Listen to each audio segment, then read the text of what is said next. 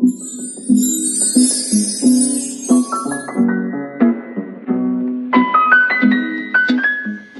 everyone, welcome to Special Angel Art Dolls. My name is Nicole. I am a reborn and lifelike doll collector and lover of all kinds of lifelike dolls, actually. So if you are new, welcome, and if you're returning, welcome back. Today I am here with Aslin Rose. She is my Saskia by Bonnie Brown, and she was reborn by Meghan Johnson of Doodlebugs Reborn Nursery. She is looking resplendent, all in white. This dress is all white with white lace and ribbons and bows and little pearl accents. And she also has knitted white booties with little ribbon bow ties. And she is just all dressed up with nowhere to go. And she is hugging her little princess doll. This is an Aurora plush. And she is kind of a Precious Moments style princess doll. Excuse me. I'm still getting over what turned out to be a really pretty bad cold. Anyway, she has kind of the Precious Moments style eyes, but she's all cloth. And she has tons of brown yarn hair and a pretty dainty purple dress with tiny little dainty flowers and little pink bows tying up the sides of her hair in little pigtails. And she's just really cute. And I was afraid she was going to be a little big for Aslin to hold, but it turns out that she is a wonderful size for my little princess to cuddle her little princess. Actually, this is Lyndon's little princess, but Lyndon is sharing on the condition that her sister doesn't drool on her. We'll see if that remains the case. I somehow doubt it. Anyway, I just wanted to do a little topic chat with you today. I was inspired to do this by two things. One of them was watching a video by Melissa Valentine's Nursery. If you don't know her and if you like reborn doll videos that make you think, check her out. For one thing, she is tons of fun. She is awesome. And for another, she makes really interesting, thought-provoking, positive, uplifting, and educational videos about reborn dolls. So, she was talking about some of the psychology behind the collecting of reborn dolls. And the things that she had to say, she actually looked up a study that was done. And it was very, very interesting. And I won't spoil it for you. I will just encourage you to go check it out on her channel. But it made me think, and it made me realize something. I have done a huge amount of growing in the past 2.5 years or so. And as I have been growing, it's really, really changed the way that I view my dolls, the way that I interact with them, and the way that I enjoy them. So I wanted to talk about that. The other thing that inspired me to do this was a request that I got from a commenter, Lily's Life. Hi, Auntie Lily. To do a video about the then and now of collecting. And that comment was actually on this little girl's box opening. So even though she was recently in a video, I did want to bring her back for this one. So those two things kind of go together. So let me go back to the beginning. It is kind of a hot button topic right now where people who have no idea what these dolls are or who we are saying about us. And you know, it seems like it's not okay unless they justify it by saying that, you know, we have them for mental health reasons. And sometimes that's not okay either. It's, you know, they think it's creepy or weird or whatever. Well, I don't really care about that. But if I go back to the beginning of my love for dolls, it goes all the way back literally as long as I can remember, and probably longer. I have loved dolls my entire life. And I've always especially loved baby dolls. Baby, toddler, young child kind of dolls. I never really got into fashion dolls, and I'm not really hugely into fashion even, although baby clothes are cute. So there's that. My love and enchantment with realistic dolls began at the age of 6 when I was introduced to Lee Middleton's. And later, when I learned about Reborn dolls, I just could not believe it. I was an older teenager by then, and I was just absolutely in awe that these things were being created. I was even more in awe of the price tag and thought that I would never ever be able to afford one. I saw my first Reborn doll in a doll shop, and I held her, and it was like being transported to another place entirely. And there was no turning back at that point. I was absolutely smitten. It was incredible.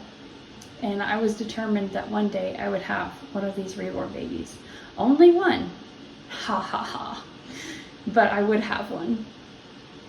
So that is the root of my doll collecting, and that has not changed. Now I'm going to talk about some of the things that have changed. When I finally did get that reborn baby, and when I got some other, you know, realistic dolls, I was a young adult. I was in a serious relationship, but I was unmarried, and I was very broke all the time. And I wanted a baby, a real one, so much that it hurt. It hurt. And after I got married, the broke situation didn't really change. In fact, ultimately it got worse. I had some physical and mental health challenges, and yet I still wanted a baby so much that it hurt. It didn't take me long to realize that holding and nurturing one of these sweet, lifelike baby dolls really helped to ease that pain. It didn't take it away. In no way were they ever going to be a replacement for real children, but it did help. It also helped when I was dealing with intense anxiety, when I had to come to terms with trauma that happened in childhood and youth. And for a long time I didn't come to terms with that. I buried it. But it was calming. It was calming to hold and cuddle and play with one of these baby dolls. And so time went on, and there were still no real babies. And eventually there was no marriage either. And that loss is the most devastating I've ever experienced. And I truly hope never to experience anything like that ever again. It was horrible. I felt as if there was nothing left of me at all, except little fragments that didn't make a whole person. And when I packed up and left the home that I'd shared with my ex-husband and moved back to live with my family for a while, I did bring my dolls, and I did pour myself into things like making videos and things, you know, along those lines that I'd always done to try to give myself some sense of comfort and something that wasn't changing. But my heart really wasn't in it. So I realized that if I wanted my life to be better, I needed to do some serious healing and some serious self-work. So I poured myself into that. And I discovered that the insecurities that had so damaged my relationship and so limited me in my life in so many ways had also impacted the way that I collected dolls and the way that I viewed them. I think, looking back, that I viewed them as band-aids to stick onto the hurt places in my childhood. Well, they can help to work through things like that. But if you never move beyond that, then you will get stuck. So eventually I did move through that, and I did reevaluate many things, including addictive tendencies toward things like shopping and escapism and other things. Now, I believe that shopping can be fun. I believe that escapism can be fun. But moderation is the key to everything in life, isn't it? Well, I learned that. And then I moved here and I started working full time. And before that, I was a caregiver to my grandmother. And during both of those seasons of life, caring for her and starting work, I didn't have very much time for my dolls. I certainly didn't have time for YouTube. If anything, I would pick one up and hold them for a minute, and that was really it. And I started feeling really like maybe it was a waste. Maybe I shouldn't have them. Maybe I should let them go to someone else who could enjoy them more. But, you know, as I got settled into a routine, I found myself wanting to enjoy dolls again.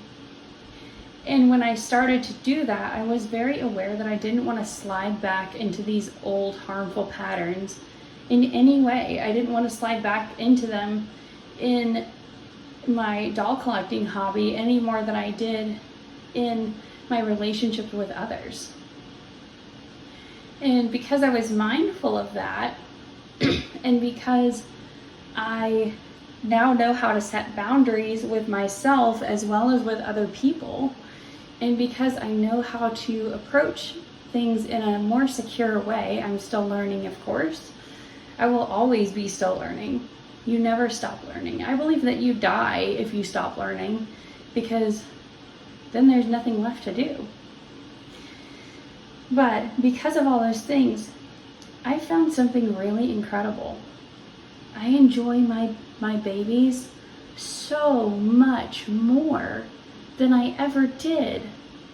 I enjoy them now so much more than I did when I was trying to fill the empty spaces that weren't filled with real babies.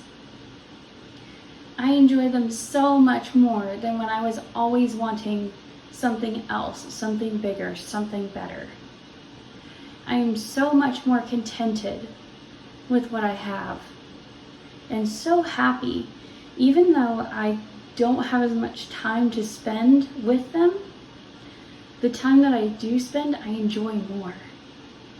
And the creative aspect of them is just thrilling to me. I just love imagining what they would be like, what their little personalities would be like, finding that perfect name, enjoying how different outfits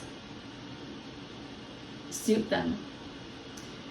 I enjoy the variety in my collection. And yes, I do have plans for a few more babies, but I'm not. It used to be that when I was expecting a new baby or wanting one, I couldn't think about anything but that new baby that I wanted so much. And I ceased enjoying the ones that I had because all I could think about was, if only I had that one. And it's not like that now. I am looking forward to the new babies that I'm hoping to get, but I'm still very much enjoying the babies that I have now. So that is my then and now. That's what's different. But the love is still the same. It's just better. So I hope that you all enjoyed this little chat, and I hope you enjoyed seeing my beautiful Aslin and her little baby that she's cuddling. And I will be back again soon with more babies and something else. Don't know what yet. But until next time, take care everyone, be kind, and God bless. See you next time. Bye.